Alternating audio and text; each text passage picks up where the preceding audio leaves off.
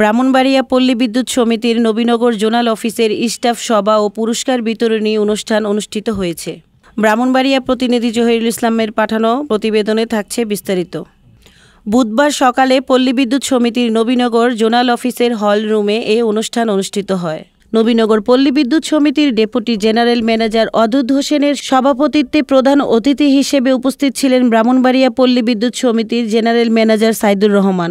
নবীনগর পল্লী বিদ্যুৎ সমিতির কর্মরত অফিসার সাদ্দাম হোসেনের সঞ্চালনায় বিশেষ অতিথি হিসেবে উপস্থিত ছিলেন ব্রাহ্মণবাড়িয়া পল্লী বিদ্যুৎ সমিতির technical DGM Mohammad Rubel Hossain, Nasirnagar zonal অফিসের ডিজিএম প্রকৌশলী আমজাদ হোসেন, সদর অফিসের এজিএম প্রকৌশলী ইমরান হোসেন, নবীনগর জোনাল অফিসের এজিএম তুর্জয় মিত্র সহ সকল কর্মকর্তা কর্মচারী, লাইনম্যান ও meter reader, messenger, PCM, billing supervisor ও বিলিং সহকারীগণ উপস্থিত ছিলেন।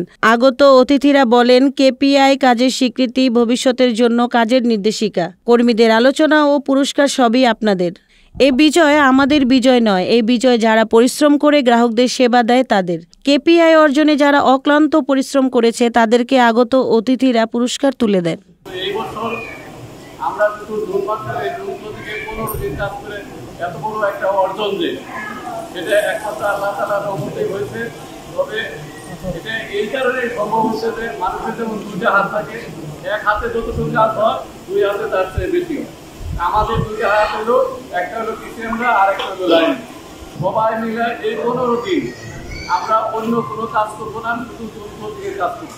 একসাথে পাস করবো আর ফেল করলে যখন অসম্ভব কোনো বিষয় তখন আমি সেটা মেনে নেবো যে এটা আমার পক্ষে সম্ভব ছিল না, কিন্তু যখন আমার পক্ষে যেটা সম্ভব ছিল সেখানে আমি ফেল করবো না।